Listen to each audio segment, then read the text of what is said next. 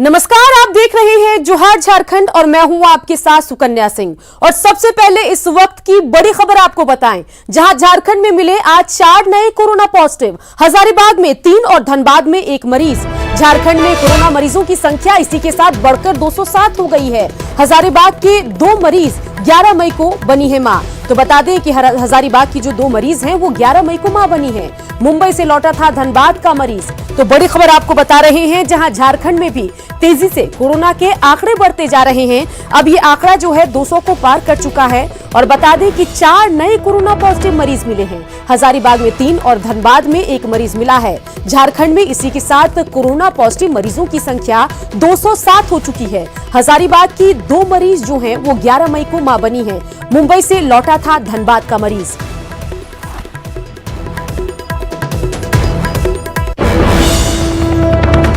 हालात जैसे भी हो, लेकिन राजनीति में क्रेडिट लेने का चलन और जिम्मेदारियों से पल्ला झाड़ने का इतिहास पुराना रहा है।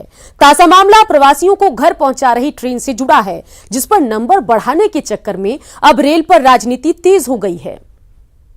रोज हम 300 ट्रेनें शुरू कर सकते हैं रोज, लेकिन कई ऐसे राज्य हैं, पश्चिम बंगाल, छत्तीसगढ़, राजस्थान, झारखंड, जहां से बहुत ही कम परमिशन, बहुत ही कम ट्रेनों के लिए परवानगी मिल रही है। रेल मंत्री के इसी बयान पर प्रदेश की राजनीति में हंगामा मच गया। सत्ताधारी जेएमएम ने रेल मंत्री पर कोरोना काल में राजनीति करने का आरोप लगाया और साथ ही उत्तर प्रदेश, मध्य प्रदेश और बीजेपी शासित राज्यों की स्थिति पता करने की नसीहत दे डाली। रेल पर राजनीति इतने पर ही नहीं रुकी। प्रदेश में सत्ता की भागीदार और राष्ट्रीय पार्टी कांग्रेस ने रेल परिचालन की प्रक्रिया का अध्याय ही खोल दिया। देखिए, पीयूष गोयल जी जिस मानसिकता के साथ ट्वीट किए हैं और जो गैर भाजपा राज्यों की तुलना की है, वो बताए कि उत्तर प्रदेश अभी तक कितने ट्रेनें लाई और उनके कितने लेबर बाहर फंसे हुए।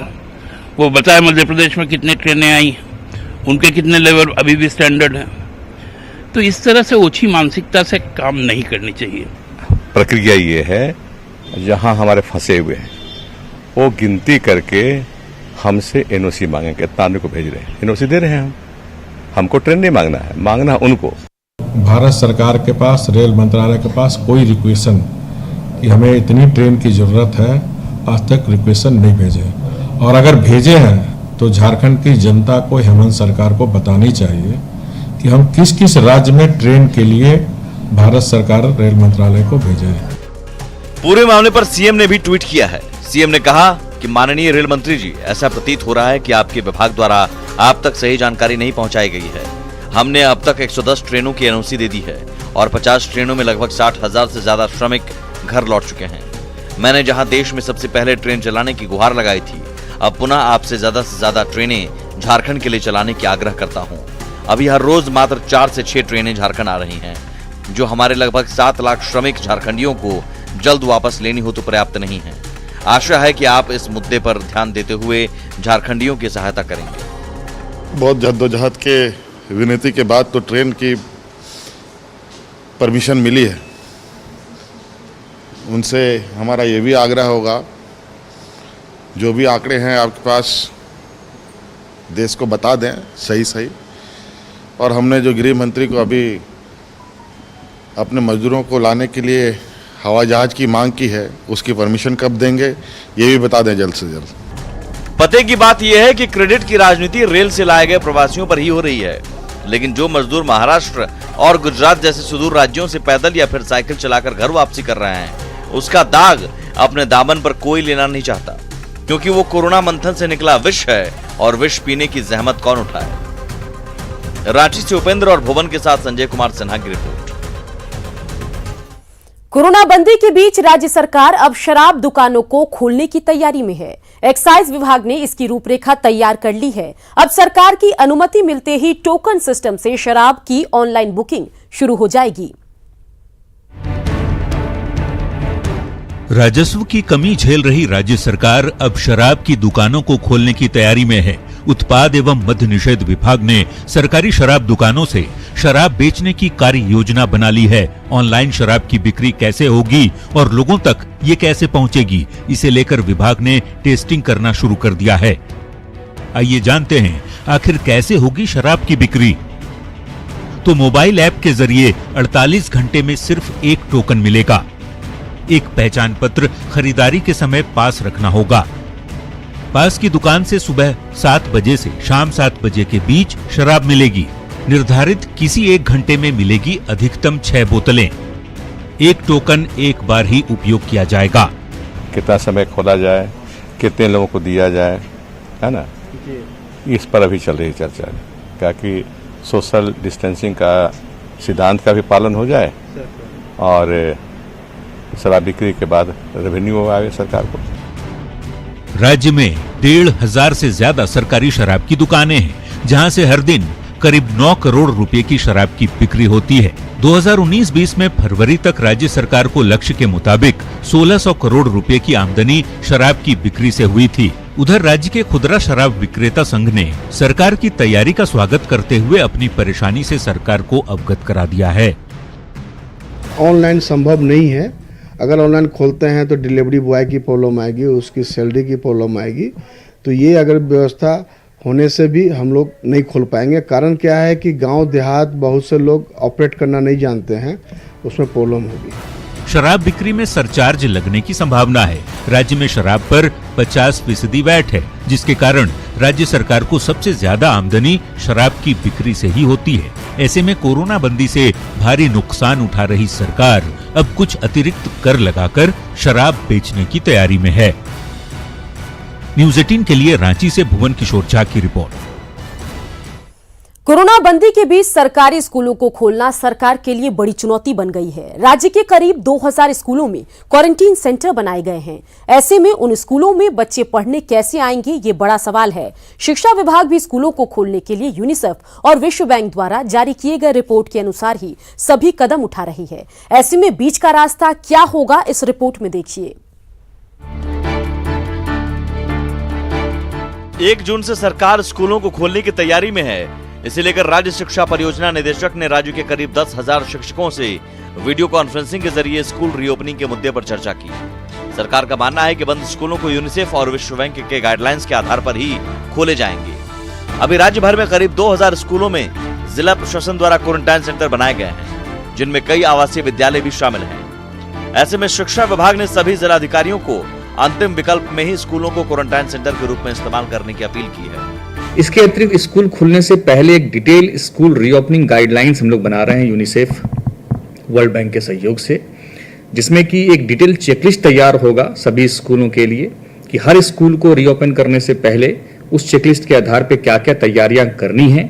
हर स्कूलों से एक सर्टिफिकेट लिया जाएगा कि वो चेकलिस्ट के अनुसार सारी तैयारी हमारे विद्यालय में कर ली गई है। उसके बाद ही स्कूल रीओपन करने की बात सामने आएगी। इसमें कई सारी चुनौतियां अभी आ सकती हैं आने वाले समय में, परंतु विभाग का ये विचार है कि धीरे धीरे हम लोग इसको भी फेज वाइज तरीके से अपने स्कूल को ओपन कर सकते हैं। राज्य भर में करीब 35,000 सरकारी स्कूल हैं, जिनमें 4400 माध्यमिक विद्यालय और 2500 आवासीय विद्यालय शामिल हैं, जिनमें फिलहाल 40 लाख बच्चे पढ़ते हैं। इन स्कूलों में सोशल डिस्टेंसिंग का पालन करते हुए पढ़ाई शुरू करना बेहद ही कठिन काम है। क्वारंटीन सेंटर बने आवासीय स्कूलों के बच्चे किस स्कूल में और कैसे पढ़ेंगे, अभी तक कोई गाइडलाइंस नहीं जारी की गई है। मैं राज्य का जनरल सेक्रेटरी होने के नाते माध्यमिक शिक्षक संघ का मैं ये जरूर कहूंगा कि सरकार पहले व्यवस्था करे, तब इस तरह की व्यवस्था या विद्यालय खोलने का जो 1 तारीख से निर्णय है उनका किसी तरह से सफलता उनको मिल सकती है। अन्यथा यह करना एक तरह से बच्चों के साथ, शिक्षकों के साथ बेईमानी होगी। कोरोना की वजह से राज्य में 17 मार्च से सभी स्कूल बंद हैं, जिसके कारण पढ़ाई पूरी तरह से ठप है। ऐसे में सरकार चाह रही है कि 1 जून से आंशिक और 15 जून से रेगुलर क्लास शुरू की जाए, मगर ये कैसे संभव होगा, इस पर खुद शिक्षा विभाग उलझन में है। रांची से न्यूज़ 18 के लिए भुवन किशोर झा की रिपोर्ट। कोरोना काल से निपटने के लिए केंद्र सरकार ने जो 20 लाख करोड़ के महा पैकेज का ऐलान किया, उसकी तीसरी किस्त की जानकारी आज केंद्रीय वित्त मंत्री निर्मला सीतारमण ने दी। 11 बड़े ऐलान किए गए हैं, जिनमें कृषि इंफ्रास्ट्रक्चर के लिए 1 लाख करोड़ रुपए, किसान क्रेडिट कार्ड के लिए 2 लाख करोड़ रुपए। साथ ही आपको बताएं कि फसल बीमा योजना के लिए 6400 करोड़, केसर, मखान, मिर्च और हल्दी के लिए क्लस्टर सेंटर की व्यवस्था। और इसके अलावा बिहार के मखान की, जी हां, बिहार के मखाना की ब्रांडिंग पर जोर, माइक्रो फूड प्रोसेसिंग यूनिट के लिए 10,000 करोड़ का पैकेज, जबकि आपको बताएं कि पशुपालन के संसाधन के लिए 15,000 करोड़ का प्रावधान किया गया है। वहीं किसान अब दूसरे राज्यों में जाकर भी अपनी उपज बेच सकेंगे। इसके अलावा गंगा किनारे औषधीय पौधों का कॉरिडोर बनेगा। मुख्यमंत्री हेमंत सोरेन ने आज धुर्वा एचईसी परिसर में बन रहे Jharkhand urban planning and management institute का निरीक्षण किया। मुख्य सचिव सुखदेव सिंह, नगर विकास सचिव विनय कुमार चौबे सहित कई आला अधिकारियों के निर्माणाधीन इस भवन को देखने पहुंचे। मुख्यमंत्री ने इस दौरान अधिकारियों को कार्यों में तेजी लाने का निर्देश दिया। साथ ही कार्यों की गुणवत्ता को लेकर भी चर्चा हुई। हम लोग यहाँ पर Jharkhand urban planning development institute के इस कैंपस में थे। आज इसके कामों को देख रहे थे कि आखिर ये बन क्या रहा है। सड़कों से हम लोग आना जाना कर रहे थे। थोड़ी देखने की इच्छा हुई कि जरा देखें भाई यहाँ पर क्या चीज का काम चल रहा है। उसके अनुरूप थोड़ा सा हम लोगों ने इस क्षेत्र का भ्रमण किया है। पदाधिकारियों के साथ आने वाला समय में यहाँ पर किस तरीके से काम होंगे इस विषय पर हम लोग बातें कर। रांची के सबसे बड़े कोरोना हॉटस्पॉट हिंदपीढ़ी के लोग एक बार फिर कोरोना को लेकर लापरवाही बरतते नजर आ रहे हैं। रमजान के महीने में हिंदपीढ़ी वासियों की जांच पर कम, इबादत पर ज्यादा जोर है। रिपोर्ट देखिए।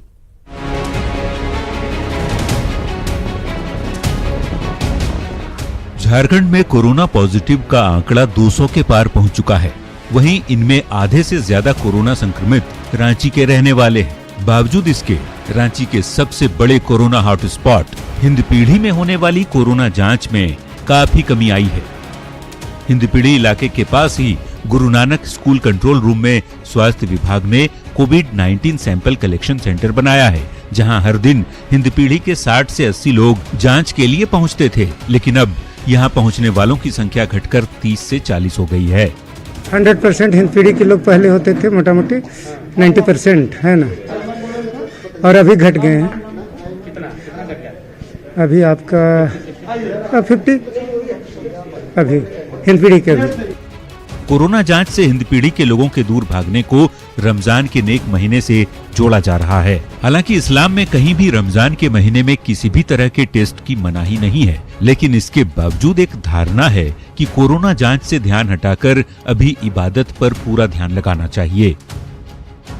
शुरू में वहाँ पर जाके सिंपल, बीच में हंगामा भी, बहुत सारे लोग डरे हुए थे, भयभीत नहीं दे रहे थे। फिर बाद में उनको समझाएगा, अवेयरनेस आया तो डोर टू डोर लेके, लेकिन अब वो काम नहीं हो रहा। तो लोग उतना रमजान में उस काबिल नहीं होते हैं कि भूख भी रहे, इबादत भी करे, अब जाए वहाँ पर ये भी कर रहे हैं। सोचते हैं कि जो होगा अब रमजान के बाद देखा जाएगा, रमजान में तो अब इतना नहीं हो सकेगा। इसकी वजह से कमी का एक वजह है। रमजान के महीने में इबादत के साथ ही कोरोना जांच भी तेजी से होनी चाहिए, खासकर तब जब पूरा का पूरा हिंदपीढ़ी इलाका लंबे दिनों से कोरोना हॉटस्पॉट बना हुआ है, क्योंकि इबादत तभी सफल होगी जब अपनी सजगता और सतर्कता से कोरोना को हम परास्त कर देंगे। न्यूज़ 18 के लिए रांची से उपेंद्र कुमार की रिपोर्ट। संक्रमण काल के शुरुआत में पाकुड़ के ग्रामीण इलाकों में कोरोना बंदी के बेहतर पालन का नजारा दिखा था, लेकिन अब प्रवासी मजदूरों की घर वापसी के बाद हालात बदलते नजर आ रहे हैं। होम क्वारंटीन की जमकर धज्जियां भी उड़ रही है। पाकुड़ के कई गांवों में होम क्वारंटीन की जमकर धज्जियां उड़ाई जा रही हैं। पाकुड़ प्रखंड के हीरानंदपुर गांव में लौटने वाले 20 प्रवासी मजदूरों को 10 किलो चावल देकर होम क्वारंटीन में भेज दिया गया, लेकिन ये मजदूर घर में रहने की बजाय दूसरे गांव में घूमते ही नजर आते हैं। पूछने पर घर छोटा होने का सच बयां करते हैं। इस हालत में सामाजिक दूरी का भी पालन कहीं नहीं दिख रहा। 10 किलो चावल दिए थे, बोला जी 14 दिन तुम घर से बाहर मत निकलिए, कामों के लिए नहीं बोला। हम लोग का एक ही रूम है, हम लोग एक के साथ ही रह रहे हैं, क्या करें, घर है तो नहीं। पाकुड़ जिले में करीब 2400 मजदूरों को दूसरे प्रदेशों से लाया गया है। इन सभी की स्वास्थ्य जांच कर इन्हें होम क्वारंटीन में भेजा गया। सबसे बड़ी परेशानी की बात ये कि घर में मुश्किल होने के बावजूद ये लोग प्रशासन के बनाए क्वारंटीन सेंटर में जाना नहीं चाहते। घूमता है फिरता है आदमी, घर गांव का आदमी बोलता है तो वो लोग बोलता है कि हम लोग तो 14 दिन के लिए हम लोग बोल दिया है, हम लोग तो स्टैम्प मार दिया है, तो हम लोग तो मतलब हम लोग को चेक किया है, हम लोग तो कुछ नहीं है। वहाँ पे उनके घर जो है छोटा है, रहने में दिक्कत है, तो उन लोगों को जिले में कुल 172 के आसपास क्वारंटाइन सेंटर्स हम लोगों ने चिन्हित किए हैं। संबंधित पंचायत सचिवालय में वहाँ पर उनको टैग करके रखने का कार्य किया जा रहा है। बंगाल से सटे इस जिले में अगर होम क्वारंटीन की धज्जियां इसी तरह उड़ती रहीं तो महामारी कभी भी विकराल रूप ले सकती है। लिहाजा वक्त का तकाजा यही है कि जागरूकता या सख्ती जैसे भी हो, क्वारंटीन का पालन सख्ती से कराया जाए। पाकुड़ से कुंदन कुमार, न्यूज़ 18। श्रम मंत्री सत्यानंद भोक्ता ने सीएम हेमंत सोरेन से मुलाकात की और राज्य में प्रवासी मजदूरों के आने से बढ़े कोरोना के मामले पर चिंता जाहिर की। साथ ही श्रम मंत्री ने कहा कि सभी मजदूरों को वापस लाना सरकार की पहली प्राथमिकता है। तो पहला तो है कि भाई कोरोना 20 महामारी है और देश और प्रदेश पूरा चिंतित है। माननीय प्रधानमंत्री महोदय, माननीय मुख्यमंत्री महोदय, तो प्रवासी मजदूरों का कैसे घर वापसी हो, कैसे उनका रखा जाए, उनके परिजनों के खाने के सामग्री है या नहीं है, इस सब विषय पर चिंता भारत सरकार को। लोहनगरी जमशेदपुर में कोरोना मरीज मिलने के बाद जिला प्रशासन अलर्ट मोड में आ गया है। शहर के मुख्य चौक पर एसपी के निर्देश पर वाहनों की जांच की जा रही है। डीएसपी खुद चौक चौराहे पर खड़े होकर जांच में जुटी है। प्रशासन दूसरे जिलों से आने वाले वैसे वाहनों पर नजर बनाए हुए है जो बिना पास के चल रहे हैं। कोरोना वायरस को दृष्टिगत करते हुए, लॉकडाउन को दृष्टिगत करते हुए चेकिंग अभियान, सघन चेकिंग अभियान चलाई जा रही है। उस पर ध्यान रखा जा रहा है कि ऐसे लोग जो बिना काम से बाहर निकले हुए, उस पर सरकार के द्वारा जो भी नियम है उसके तहत विधि सम्मत कार्रवाई की जा रही है। अभी तक हम लोगों के द्वारा लगभग 20 से 25 लोगों को चिन्हित किया गया है जिनके पास बिना पास के वो घर से निकले हैं। ऐसे लोगों के ऊपर थाना ले जाया गया है और उन लोगों के जो ऊपर विधि सम्मत कार्रवाई की जाएगी। हजारीबाग में 24 घंटे के अंदर जिले में 3 और संक्रमित मरीज मिले हैं और इस प्रकार 24 घंटे में कोरोना संक्रमित मरीजों का आंकड़ा 11 हो गया है। गुरुवार की रात 8 मरीज मिले थे। सिविल सर्जन ने बताया कि कटकम दाग और कटकम सांडी की 2 महिलाओं में कोरोना की पुष्टि हुई है। 11 तारीख को इनका सीजरियन हुआ था,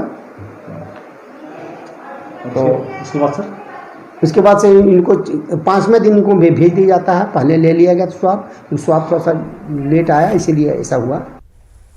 आईसीआईसीआई बैंक फ्रॉड मामले में देवघर पुलिस को बड़ी सफलता मिली। पुलिस ने करोड़ों की ठगी मामले में 8 साइबर अपराधियों को गिरफ्तार किया। इनके पास से 1,20,000 नकद सहित 29 mobile phone, 15 SIM card, 53 ATM card जब्त किए गए। देवघर एसपी ने बताया कि 11 मई को इस बारे में मामला दर्ज किया गया था, जिसके बाद एक टीम बनाकर कार्रवाई की गई।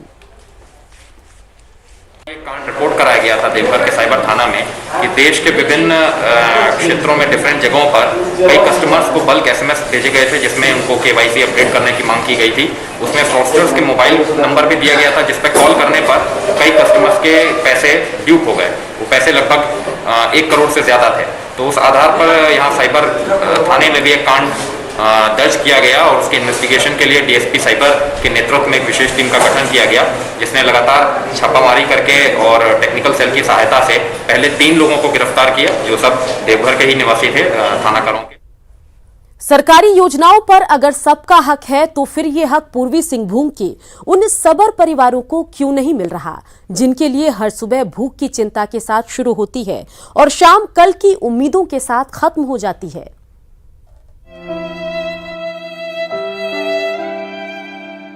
प्रदेश में सवर परिवारों के लिए जिंदगी तो शुरुआत से ही एक जंग रही है, लेकिन कोरोना काल में अन्न का एक एक दाना भी इन्हें मयसर नहीं हो पा रहा। ये तस्वीर है पूर्वी सिंहभूम के चाकुलिया प्रखंड के आमडांग भड़ारू सबर बस्ती की, जहां रहने वाले 6 सबर परिवारों के लिए अनाज से जुड़ी तमाम योजनाएं किसी कोरी कहानियों से ज्यादा नहीं। गुरुवारी सबर बताती है कि कोरोना बंदी की शुरुआत में एक परिवार को सिर्फ 10 किलो चावल मिला था, बस वही आखिरी था। চাল দিছিল সেই 10 কিলো আর একবার খাবার দিছিল আর নেই তাহলে এখন আমরা কি খাবো? আমরা অসুবিধায় পড়ে আছি, আমরা বাঁচবো না মারা যাব, না খাই মরবো না খাই মরবো। नियमों के मुताबिक हर सबर परिवार को हर माह 35 किलो सरकारी अनाज देने का प्रावधान है, लेकिन ना तो इन परिवारों के पास कोई राशन कार्ड है और ना ही बिजली पानी जैसी कोई दूसरी सुविधा इनके दरवाजे तक पहुंच पाई है। प्यास बुझाने के लिए बस्ती के पास ही बरसाती नाले का एक कुआं है, तो खाने के लिए इस कोरोना काल में कभी कभार मिल जाने वाली केंचुआ मछली। ना पानी का व्यवस्था है, ना बिजली का व्यवस्था है, ना रास्ता का व्यवस्था है। पानी ये लोग नैये से पीता है और आने जाने का भी बहुत तकलीफ। कोई बीमार रहता तो मतलब बरसात के टाइम में खटिया से ढो के ले जाना पड़ता है। काले संपर्क करने का काम करेंगे और विभागीय प्रशासनिक पदाधिकारी लोगों से बात करके उसको कार्ड भी उपलब्ध कराने का काम करेंगे और अनाज भी उपलब्ध कराने का काम करेंगे। भंडारू सबर बस्ती तक पहुंचने के लिए खेतों के कच्चे रास्तों से ही गुजरना पड़ता है, लिहाजा बीमार होने की स्थिति में खाट पर लाद कर अस्पताल पहुंचाना ही एकमात्र रास्ता रह जाता है। संक्रमण काल में जब न्यूज 18 की टीम इन सबर परिवारों के पास पहुंची तो भूख और प्यास से परेशान इन परिवारों ने एक ही संदेश भेजा कि जरा सरकारी योजनाओं को हमारी झोपड़ी का भी पता बता दो। न्यूज 18 के लिए घाटशिला से प्रबंधन की रिपोर्ट। चलिए अब आपको दिखाते हैं कुछ खबरें फटाफट अंदाज में। बोकारो स्टील प्लांट में बिजली का काम करने के दौरान हादसे में झुलसे 2 ठेका मजदूर, बोकारो जनरल अस्पताल में चल रहा इलाज। चतरा के मयूरहंड थाना क्षेत्र में योगेंद्र दांगी नामक शख्स की मौत। 3 दिन पहले मुंबई से लौटा था योगेंद्र, ग्रामीणों की मदद से प्रशासन ने क्वारंटीन सेंटर में किया था शिफ्ट। खूंटी के मरंगहादा थाना क्षेत्र के 8 किलो अफीम के साथ 4 तस्कर गिरफ्तार। एसपी ने बताया नवाडी गांव के रहने वाले हैं सभी आरोपी। खूंटी पुलिस ने डकैती कांड का 72 घंटे में किया खुलासा, सरगना समेत 9 आरोपी गिरफ्तार। लूट के जेवरात मोबाइल बरामद। 11 मई को एक घर में हुआ था लूटकांड। पूर्वी सिंहभूम में कोरोना पॉजिटिव के बढ़ने पर सरायकेला पुलिस चौकस, एसडीपीओ के नेतृत्व में चला सघन चेकिंग अभियान। लोहरदगा के कुडू में चलते चलते अचानक गिरने से दैनिक मजदूर की मौत। मृतक राम सिंह की माली हालत थी खराब, लॉकडाउन में नहीं मिली थी अनाज। केरल के कोझिकोड से 1474 प्रवासी श्रमिकों को लेकर ट्रेन पहुंची धनबाद। टिकट के पैसे लिए जाने से मजदूर दिखे नाराज। गुजरात के सूरत से बोकारो पहुंची श्रमिक स्पेशल ट्रेन। 1596 प्रवासी कामगार लौटे Jharkhand. Delhi Bhubaneswar Rajdhani special train Tatanagar station पर रुकी। थर्मल स्क्रीनिंग के बाद ट्रेन में चढ़े भुवनेश्वर जाने वाले यात्री। ट्रेन से उतरने वाले यात्रियों का भी हुआ स्क्रीनिंग। गोड्डा में प्रवासी मजदूरों का व्यवस्था को लेकर हंगामा। क्वारंटीन सेंटर में भोजन को लेकर काटा बवाल। गुमला में क्वारंटीन सेंटर में रहने से बिलासपुर से आई 2 युवती का इनकार। घंटों चला हाई वोल्टेज ड्रामा। प्रशासन ने कहा जांच रिपोर्ट आने तक क्वारंटीन सेंटर में रहना जरूरी। सरायकेला में व्यवसायियों ने सरकार से मांगी दुकान खोलने की इजाजत। चैंबर के महासचिव ने सीएम को लिखा पत्र। लॉकडाउन के दौरान दूरदर्शन के जरिए बच्चों को पढ़ाने की कवायद। पाकुड़ में केबल ऑपरेटर के साथ जिला प्रशासन के अधिकारियों की बैठक। कोरोना संकट के दौरान जरूरतमंदों को भोजन करा रहे आनंद मार्ग प्रचारक संघ के अनुयायी, स्थानीय व्यवसायी और आम लोग भी कर रहे मदद।